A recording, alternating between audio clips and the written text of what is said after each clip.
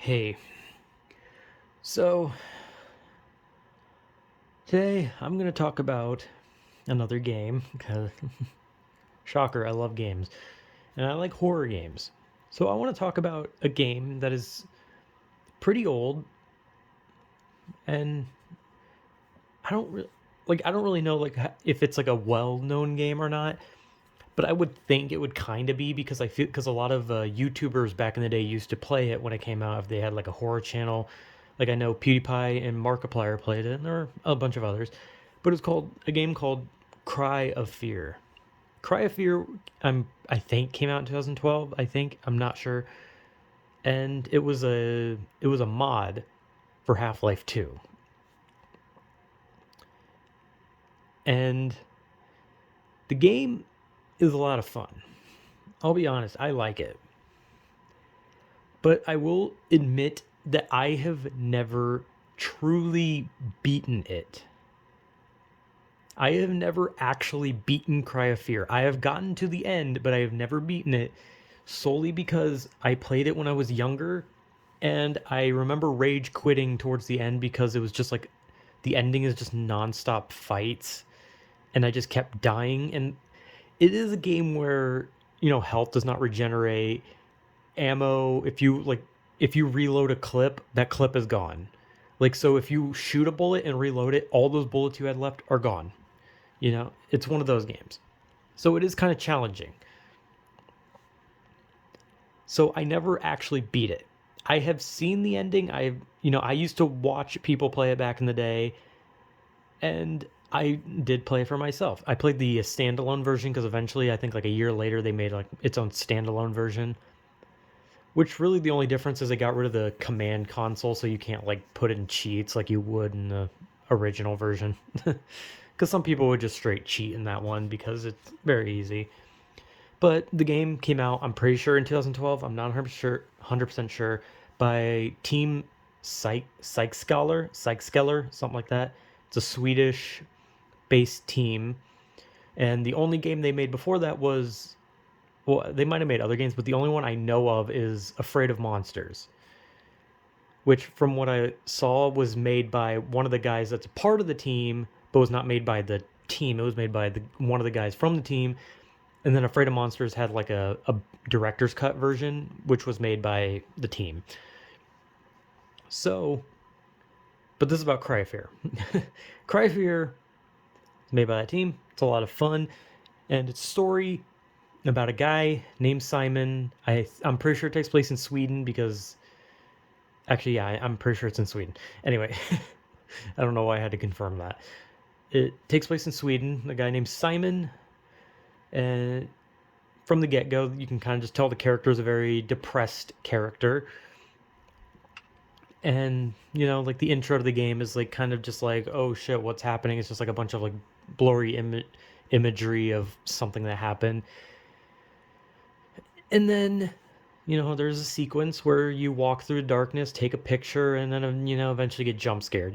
Very basic beginning that is kind of a weird beginning because the beginning feels like it has like no connection to the story whatsoever other than the jump scare head that jump scares you in that part is like seen later on. But the game itself, like, is very good. That beginning part though doesn't really have any connection. And the game is about Simon with his trusty pocket knife, and he has a little phone that has a flashlight on it. And keep in mind, this one came out in 2012, so like a phone with a flashlight was like, holy shit, like whoa, that's revolutionary. But you basically just start with a pocket knife and a phone. And you can dual wield, which I think is really cool. You can dual wield stuff. So you can have the phone in one hand and gun or knife in the other. And the whole game is Simon fighting a bunch of really fucked up monsters while trying to figure out what the hell is going on, where is everyone, and eventually he sees a doctor who just keeps running away from him. And I think most people from just like the start of the game understood what the game was going for. Like it wasn't just like something where people were like, "Oh, Simon's in like some apocalyptic city and there's monsters everywhere." No, I think most people realized it was like a psychological game from the get-go. It was kind of obvious, and I think most people kind of figured it out like immediately. But that didn't stop the story from being good. It was still a good story, still a good game. I would say one of the biggest flaws with it, though, would probably be any parkour segment. Any segment that requires you to like jump around in high places, because there's some parts where you have to like jump around on the like parts of buildings that have like construction equipment. I don't really know what it is, like basically boards on the side of buildings that you have to jump around, and it's very easy to fall, and you have to do crouch jumps at random moments. And I think the parkour is very annoying in that game. But then again, it's a Half-Life thing, and sometimes parkour stuff in that one can be kind of tricky. But the whole point of the game is that it's a psychological thing. The monster, it's kind of like Silent Hill. The monsters have some sort of tie-in to Simon, his mental problems, and the things he goes through. Because there's the main enemies, that basically just look like zombies. I don't remember what they're called. Are they called like Twitchers, or was that the? I don't know if the Twitchers were the Afraid of monsters, or the enemies in that one. I don't remember. I actually used to like look up like enemies in games. If games had like unique enemies in it or just interesting enemies, I'd look them up because I'd be like, I want to like know more about it. And I did that with Silent Hill, where I looked up like the monsters because I wanted to know like the connection. And that's what I did with Cry of Fear, right? So most of the monsters have some sort of like connection to Simon. Like there's ones that have guns and they shoot at Simon, but when you get too close to them, they kill themselves. They just shoot themselves in the head, which is supposed to be that Simon wants to kill himself. Because it is spoiler, but it's a 2012 game. Like honestly saying spoiler at this point is stupid, but the end is revealed that Simon was hit by a car and paralyzed. And everything was in his head, and it was all about how he wanted to die because he felt useless trapped in a wheelchair, and his life just was unfair before he was even in a wheelchair. Because there's a character named Sophie who's a girl that it revealed that he has a crush on, and in the story she dies, but she doesn't really die because that's all in her head. Well, she does die. It depends on what you do. It's a game with multiple endings. If you fight the Carcass boss fight, Sophie is alive. If you run away from the Carcass boss fight and don't fight Carcass, Simon kills Sophie in the real world and not in his mind. So yeah, like that. And the ending fight is literally Simon in a wheelchair chasing down the version of Simon you've been playing throughout the game with the gray hoodie, and you have to run around, or you have to wheel around in a wheelchair, and you gotta fucking shoot yourself so that Simon can be free. Though he does, regardless of the ending, I'm pretty sure Simon kills two police officers, which are actually interesting because I'm pretty sure the two police officers he kills are a tie-in to Cry of Fear's co-op. Because Cry of Fear has a co-op where you play as two police officers. And I think that the two police officers that die, or the ones that Simon shoots, are those police officers. I'm not sure. Anyway, yeah, the whole game is a psychological thing where with enemies that connect to Simon and his want to be dead, and misery and just all that. And it's basically just Simon fighting his way through, and you use morphine to heal yourself because he has a morphine, it's like a morphine addiction. I think he has like cuts on his wrist because he cut himself. It's basically just like every psychological theme just thrown into one. But it's a really good game, and I really like the story. I will say, I think the mace, I think that's what it's called, boss fight. The mace boss fight is kind of shit. I don't like that boss fight at all. And sometimes there are parts where the saves are so far from each other that you'll get killed by something, because you can die real fast.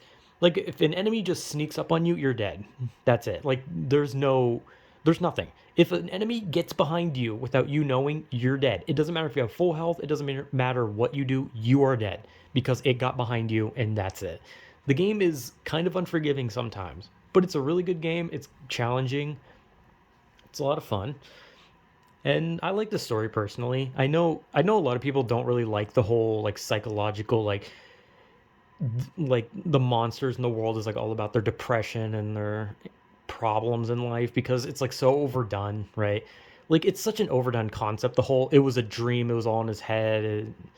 It was him fighting his inner demons type shit. It's like overdone, but I liked it. I liked Cry of Fear, and it can be a pretty fucking nerve wracking game sometimes. I remember the hotel when I first played it was very terrifying, and I remember the train segment sucked. Getting out of the train when it was like hanging off the cliff, that part sucked because it was another parkour moment. And I think the forest part was pretty good, but it was just kind of basic jump scares in that forest. But it was still a pretty good moment. But yeah, Cry Fear was a pretty good game, pretty good horror game, pretty scary. And I'm at some point I actually plan to try and actually beat it. Like not just get close to the end and rage quit like when I was younger. I mean like actually play it fully and beat it. It's going to be difficult cuz I suck with mouse and keyboard and there's no controller support, so you have to do mouse and keyboard. But I'll do my best. But yeah, Cry Fear was a really good game. Or that's what I thought personally. I personally like Cry Fear. I thought it was fun, and they haven't really made any games since. But I would always look forward to something they make because Afraid of Monsters was also pretty good. And if they ever just outright like remake one of the games entirely, I'd look forward to it. If they have like a new game they want to make, I'd look forward to it. So yeah, Cry Fear was good, and if Team Siskeller ever, I think that's how it says, probably not. If they ever make anything new, I would definitely like to look at it. So yeah, that's about it. I think. I don't know, maybe. Whatever.